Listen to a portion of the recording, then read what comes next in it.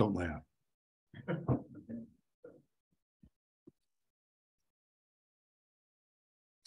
So good morning and welcome to the Sunday service for the Center for Spiritual Living Space Coast. My name is Dr. Ron Fox, and this would be a good time. Turn off cell phones if you haven't done it.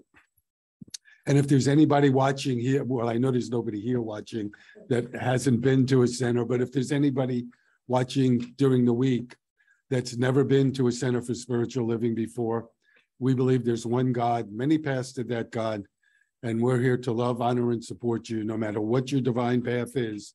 And the Center for Spiritual Living Space Coast is a safe haven for people of all beliefs and lifestyles, whoever you are and wherever you find yourself on your journey of faith, you're welcome here. Our practitioner and reader today, I don't know which order they're going to do it in, is Patrice and Edgar Rivera. You know what? Oh, this is really funny. I have prepared two messages this week, one for today and one for next week. And I took the announcements for next week. So since I've done that, I'll shut up because I don't know. Remember, actually, one thing, the book group that usually meets on Tuesday at 2 o'clock, we're not going to meet this week because we'll have several people away and I'm going to be away. So we'll pick it up a week from today. And I think that'll be it. We'll just go to music. Oh, yes. And today, after the service, there's going to be a meeting of the Eddie Watkins Jr. Concert Committee. So anybody that would like to stay and help us out, feel free to hang out with us.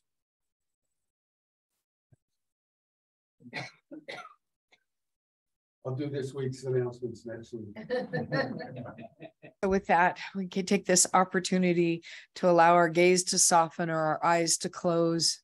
Take in that nice deep breath and allow it to let go. And we let go of everything that transpired before we got here, everything we may have to do when we leave here. And we center into just this moment.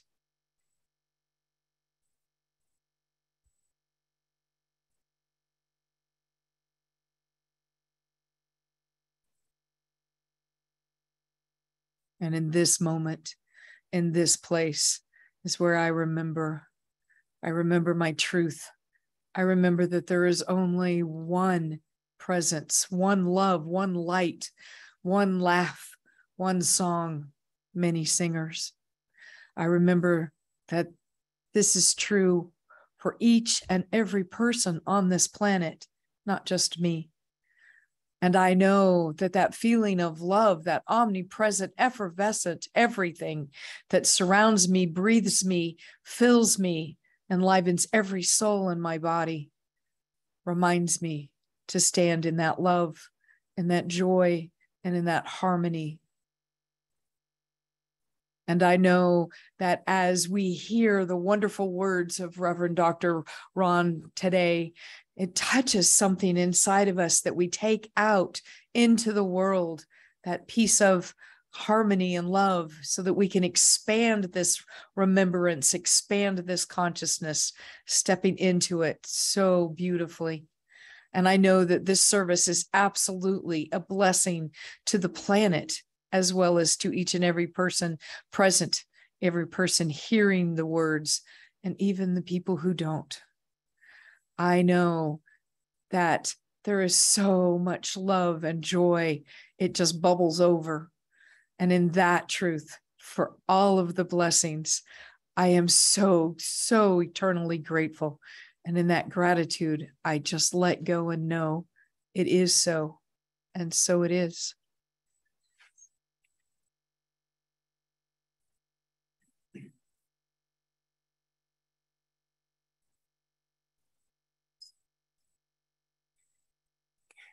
Here are some thoughts from the Dalai Lama.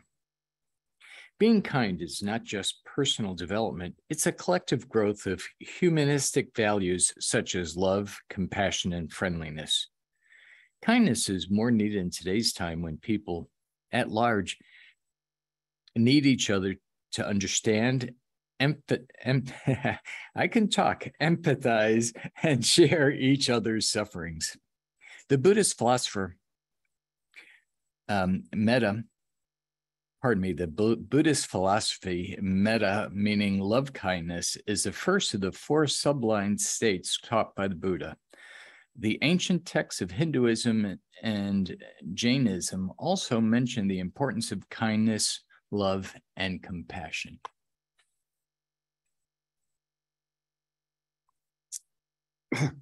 So you did part of my message for next week, because I'm going to speak on kindness both weeks.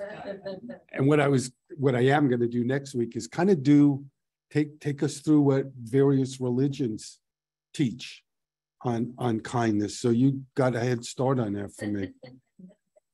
So what? We are one. Yes. So the title that I picked today is We Can Be Kind. And, you know, I decided I don't think I've ever, in all the time I've been a minister, done the same topic 2 weeks in a row. But it just feels to me like we live in a really unkind world and in a really unkind country right now, where it just seems to be in really short supply. And I saw a quote from Ernest Holmes. He said, "It's the lack of the ability to get together that brings trouble in the world." And I thought, isn't that prophetic? I mean, isn't that the kind of world we're living in, you know? And the country, you know, red and blue and Trump and not Trump and all, and people don't speak to whatever side you're on. People don't speak to one another, and we wonder why there's a lack of kindness. So I wanted to start with a Bible story. You know, so in Jesus' time, there were the rabbis and other people that tried to discredit him.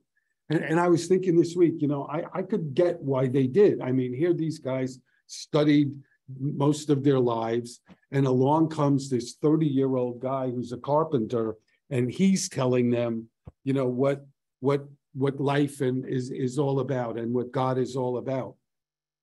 And so they would try to catch him up. And so this one particular time, a lawyer said to him, "So what do I need to do for eternal life, to have eternal life?" And Jesus said something to the effect of, "Don't you read? It says that the first great commandment is to love," this is like kind of the Bronx version, but to love God with all your heart and soul, and to treat your neighbor as yourself. When he gets done saying that, somebody else in the crowd says to him, "Who's my neighbor?" And Jesus tells him this story. He says, a Jewish man was walking from Jerusalem to Jericho, and robbers get him. So in effect, what happened to this Jewish fellow was he got mugged. They beat him up, they bloody him up, and they leave him unconscious on the side of the road. A little while later, it says in the Bible that a Jewish priest came along, which I assume is a rabbi, and he comes along and he sees this guy bloody and battered on the side of the road. And do you think he would go to him? Well, not only doesn't he go to him, but he crosses the street and walks away on the other side of the street. And so a little bit later, after that, somebody else comes along, a Levite comes along. And what a Levite is, it's kind of like the assistant to the rabbi. So they might help run the service, they might be a musician, they could be a judge, but at any rate, they're kind of up there in the Jewish world also. He comes along, he sees this guy battered, bloody, and unconscious on the side of the road. And what does he do? He too crosses over to the other side of the street, leaves him there, and takes off. A little bit later, a Samaritan comes. And who were the Samaritans? They were a mixed breed of people that the Jews despised, like maybe even hated would not be too strong a word. And this guy has pity on the person who's beaten and bloody.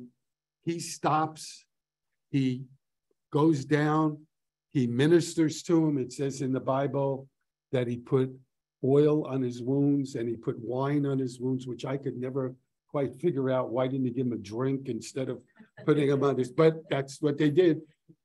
He does that. He gets the guy up, puts him on his mule, takes him to the closest Marriott, tells the innkeeper, take care of this guy. Here's money. You take care of him.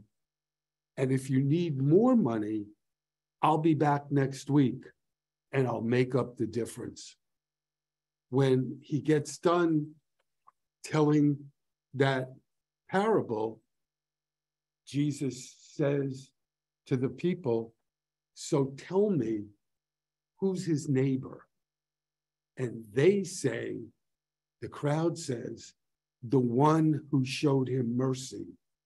And Jesus says, go and do likewise. And to me, when you hear the story of the Good Samaritan, you hear about the good guy in those times that took care of him. And that to me is a part of it. But when I was reading it again this week, I thought there's more to that story and to that message, because if we just read it as a story, as a good novel, it would be all right. But the point is that Jesus was really wanting people to live that. And so the message to us is go and do likewise, to be kind, to be caring, to show compassion now. So I forgot to say when I got up here to talk about this message today, that I thought we could do audience participation for a little bit of it. And so I want to ask you 3 questions that see if people will share on. So any one of the 3, okay? So here's the 3 questions. When was a time that you helped a stranger? When was a time you passed by? Or when was a time a stranger helped you? Okay? When was the time you helped a stranger? Now I have to tell you, I'm guessing nobody's going to share on question 2. When was the time you passed by? And when was the time a stranger helped you? So now I have to admit, I did send those questions to the practitioners beforehand to make sure I had somebody get up. And Edgar said he has a story, right? Did I call on you out of turn? Hey, Beck, I thought you were going to give the mic. You can come up if you want and do it.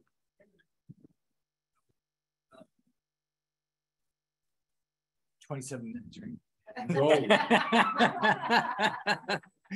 So Patrice and I were walking in downtown Denver. This is years ago, and it was at nighttime, and we were walking hand in hand as we always do, and we were passing. Saw a couple in front that were stopped, and big guy, little gal, but it seemed like there was, they were having problems. They were having issues. The guy was the one that was doing all the talking. We continued walking. We walked past them, and I let Patrice's hand go, and I went back, and I started talking to the guy. I don't remember what he said, but one of the things that he said is "go away," and not nicely, and all of a sudden, I looked at him. I said, "Didn't I see you at the Hispanic Chamber of Commerce meeting?" And and that got us into a whole another series of discussions while we were talking a little bit, the gal that he was with just kind of slithered away. And that's it. It was the time of kindness. So you said you had one? Yeah. So this was a while ago when Ron and I were shopping at Publix, and I had some coupons and they were for some spices. So we were right by the spice rack, and I noticed that there was a woman in one of those, the carts. You know, she was physically unable, you know, to walk around. So she was in the scooter, and she came up and she said, "Oh, do you mind if you reach for this one particular spice?" And it happened to be the same brand as one of my discount coupons. And so I got it for her, and I said, "You know what? I happen to have a discount coupon for this particular brand." And she looked at me and she said, "Are you sure?" And I said, "Yeah, I'm sure." And so, yeah, that was actually made my day more than probably made hers. Go ahead.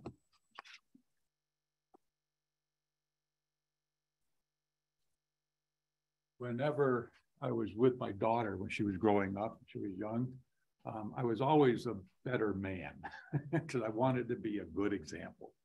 And it turns out that it worked. My daughter is amazing. So, and she is very helpful. She's doing all kinds of things for everybody. Ron, I have a particular incident. Go ahead. So, That's Rosemary, by the way, on Zoom. yeah. Hi, everybody. So I think it was like last week I was going to Aldi's, and I pulled in the driveway and nearly ran over a guy who was in a scooter, and kind of stopped and let him go. And then I went around and found a parking space. And as I'm parking and you know, trying to get myself situated to get out of the car, I noticed he and his wife were like just in the next row in front of me and a few cars over. But I also noticed that all of a sudden the woman was on the ground, and the woman that parked behind me gets out of her truck and goes running over to help this woman and gets her up. And this is like 100-degree day that we're having, and it's like, you know, 1 o'clock in the afternoon.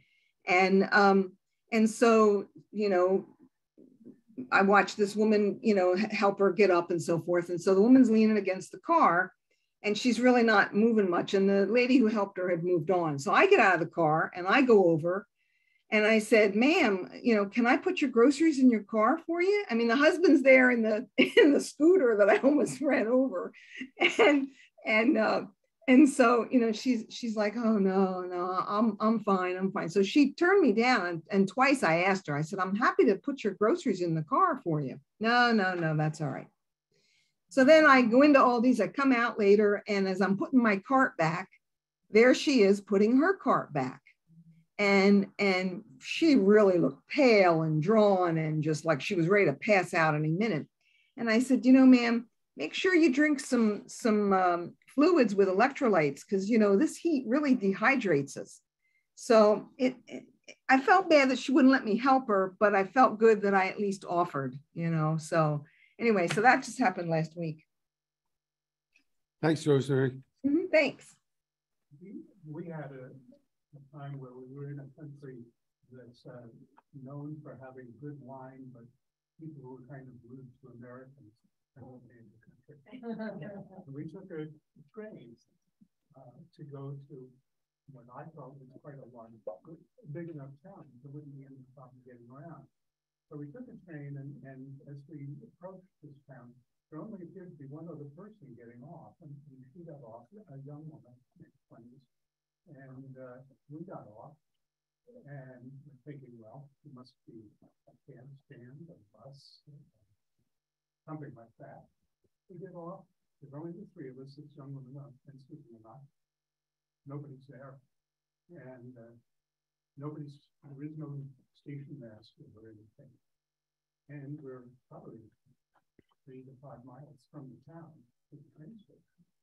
Anyway, this young woman a station wagon drives out, and people get out and other and leader and this and that, and the car was filled with groceries, and this woman's baggage now, and the woman and the boyfriend, anyway. And we're just standing there, like, what are we going to do? So these people, we no idea who they were. No, they had no idea who we were. We said, well, we're going to such and such a hotel, and there doesn't seem to be anybody who can call for an Uber. Anyway, they call their groceries, stack them sort of, on top of each other, and all the baggage, and bring us into this jammed up car and drive us to our hotel. Oh, wow. It was so cool. It was so amazing. Wow. And they had no idea who they were. Murderers, rapists. Some of them are nice people away from America. They could have been murdered. That's right. That's right. But the joke is, how could there be two murderers in the same car? What are the odds? So, I'll just tell you a funny one that happened a really long time ago. I don't know why I just thought of it right now. So when my daughter got married, she had a really cool, funny wedding. She had a pig at the time. She has another one now, but her pig was the ring bearer. And so the night before the wedding, when they do the rehearsal and everything, I said to her, what kind of dinner do you want? And she said, I don't really want you to spend a lot of money. So we'll keep it real informal. Why don't you go to Publix and get one of those 10-foot, it wasn't Publix, it was a different, because we lived in California, but go and get one of those 10-foot long sandwiches, and that's what we'll have. So that's what we did. And I guess not a lot of people ate because there was still half the sandwich left when we got done. And so I went and I asked her if I could have the rest of the sandwich. And she said, yeah, of course. Why do you want it? And I said, because Becky and I are going to go find a homeless person and we're going to give the sandwich to a homeless person. I don't know if you guys ever thought about this. You ever try to find a homeless person at night? You can't find them. We drove all over Long Beach, California, looking for a homeless person. The sandwich was so big still, I had to keep the back window of my car open and have part of the sandwich sticking out the back window. And then I guess we had circled back and we were in the parking lot of the supermarket and I saw a homeless person and I floored my car. I stopped short in front of him. And this poor guy, I could tell I scared the daylights out of him. And I looked at him, I said, you're hungry? You want a sandwich? And I could have said, you want to get shot? And whatever I said, he was going to agree to because I scared him so bad. He said, yes, thank you. I gave him the sandwich, closed the window, and we took off. But that was our good deed and being kind. So thank you guys that shared. I want to tell you another story about somebody's fable about a shoemaker who goes to sleep one night and he dreams that Jesus comes to him in his sleep and says, today I will be with you. When the guy wakes up, he totally forgets about his dream and he goes about his business. And sometime during the day, a lady passes by that's hungry and he feeds her. And a little while later, it's a cold day, there's an older man and the man is cold and he brings him in his shop and lets him warm up.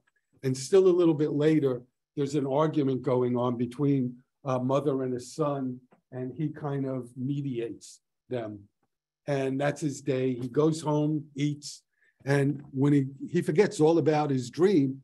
And when he goes to sleep, he kind of remembers it. Just before he goes to sleep, he remembers his dream and he says, well, I guess that's not gonna happen. And he hears the voice again.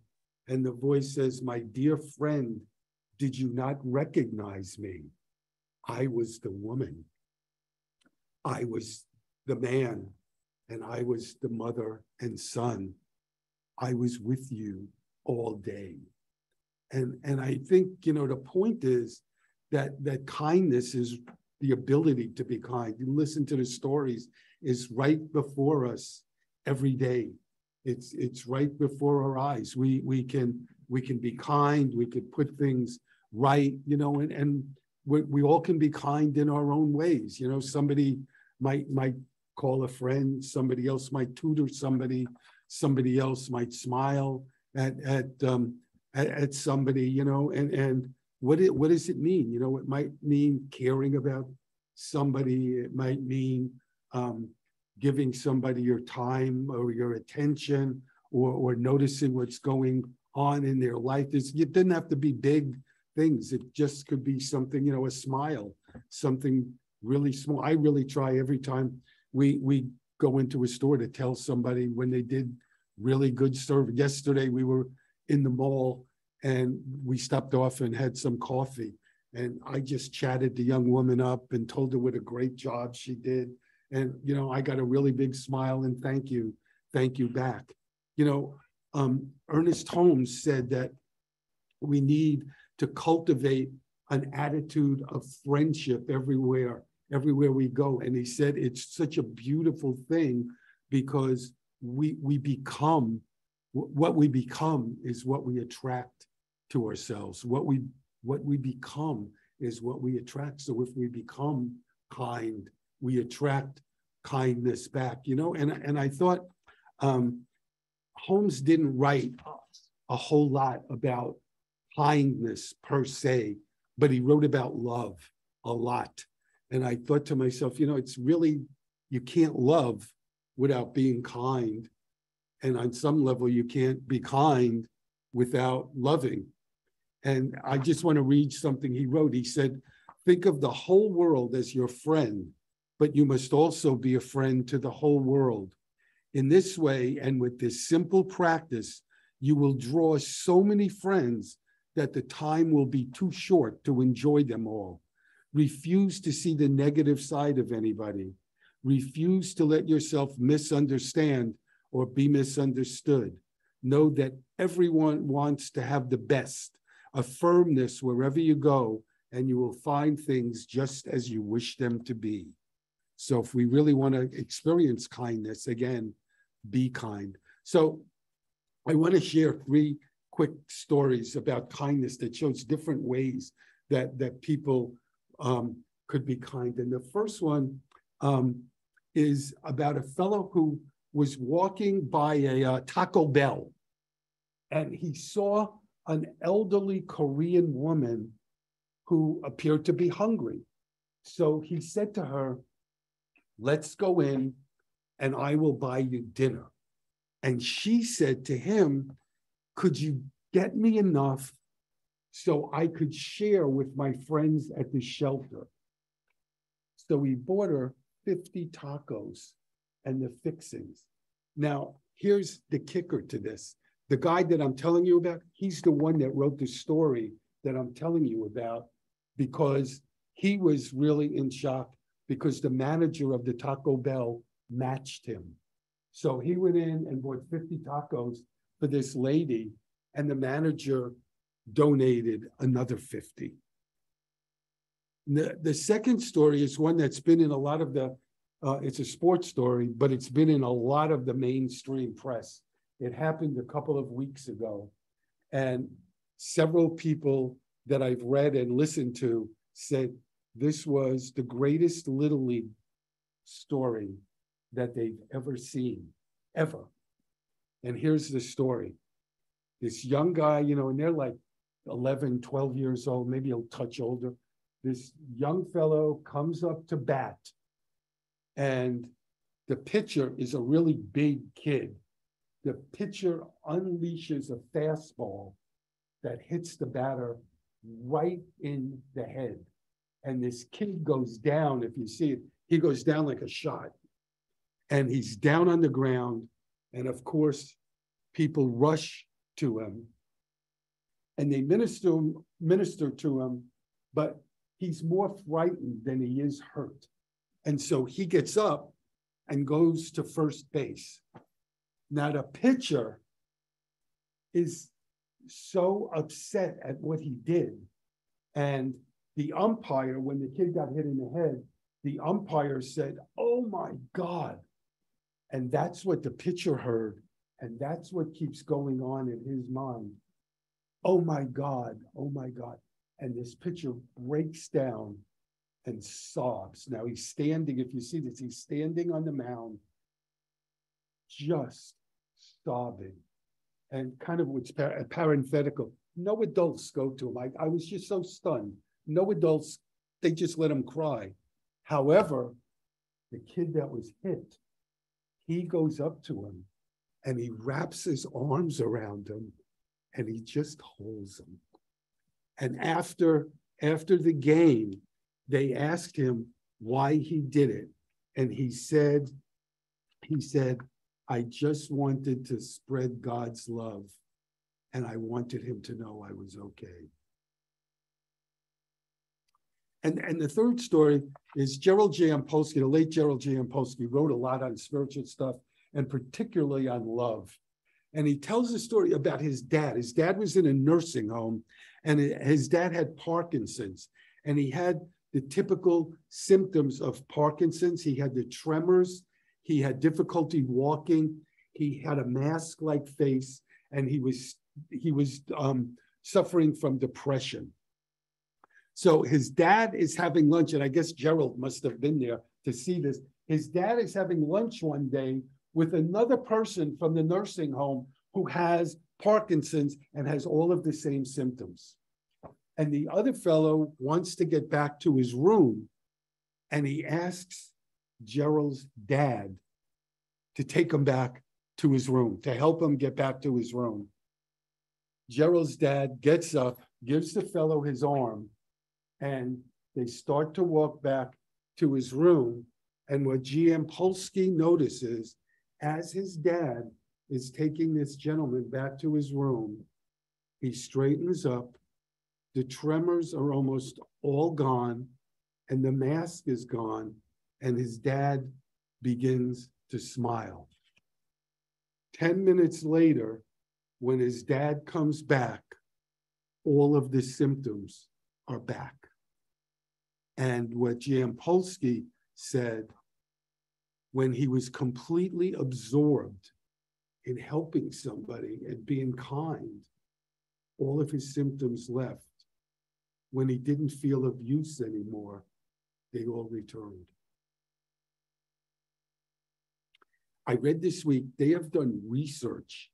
I bet you know about this, Patrice. They have done research about what happens to patients when doctors and nurses treat them with kindness. And what they found was their wounds heal faster, their pain is reduced, their anxiety is reduced, their blood pressure goes down, and all of that results in shorter hospital stays. And what they also found is that when the doctors and nurses treat the patients with kindness, they feel more engaged and they feel less exhausted. And it reminded me when in 2007, I had a pulmonary embolism and I was in the hospital. And on the last day I was in, I had like 12 million doctors that I didn't know, all different doctors. This one young doctor, she looked like a kid, comes in, and she was Indian, East Indian, and she sits down and she starts to talk to me and to listen to me. And it's hard for me to explain what happened between us. But when she was all done, I said to her, can I give you a piece of feedback? You want to hear a piece of feedback? And she said, yeah, tell me. I said, I have to tell you, I don't remember when in my life I felt as listened to as what you just did with me. And she said, you want to know why? And I said, yeah. She said, because I care. I really care about you.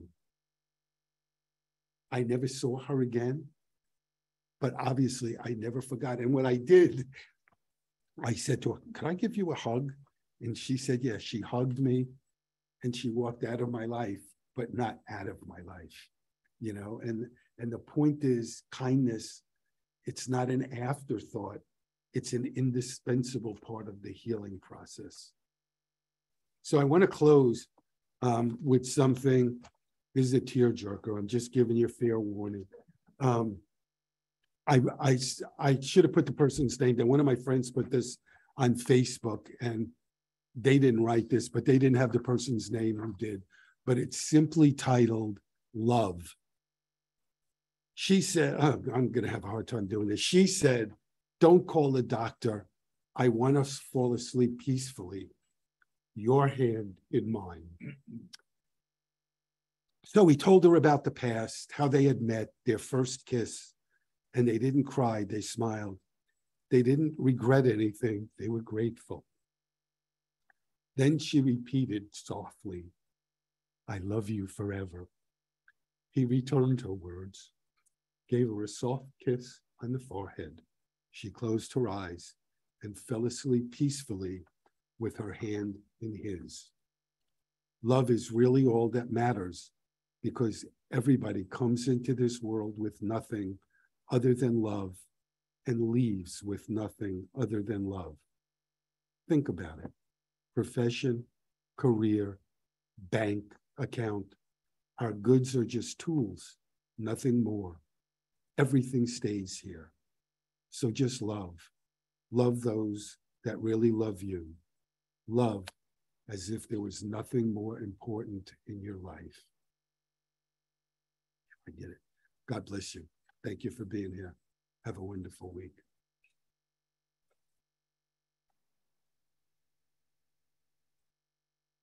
So we have a stand-in usher. Hope you could do as good a job as Jenna does, but if we could, it's in the bulletin, our prosperity affirmation. So if we could read it together. I live in a consciousness of good. Divine love blesses and multiplies all that I have, all that I give, and all that I receive. Thank you, God.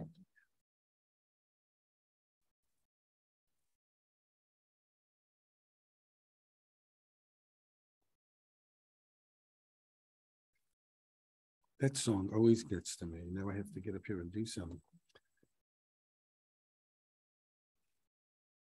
So we could just take a moment and come together and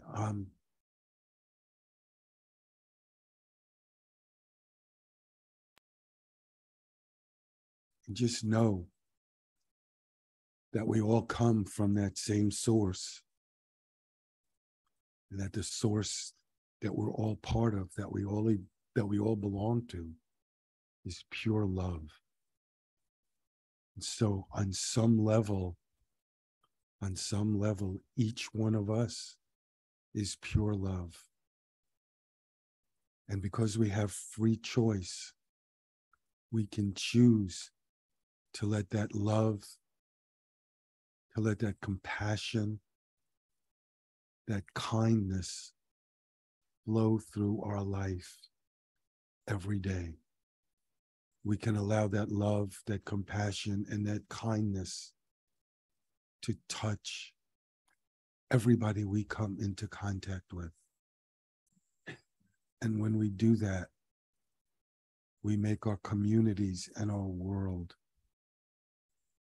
a better place, a place where everybody has enough to eat, where we end racism, war, all kinds of strife. And we remember that no matter what our station in life, we're really all one. We're really all children of a divine, loving presence. And that's really all we need to know.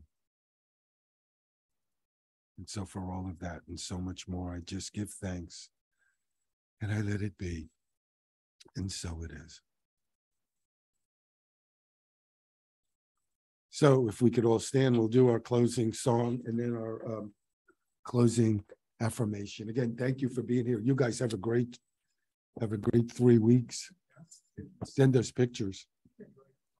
Yeah, we'll enjoy Colorado.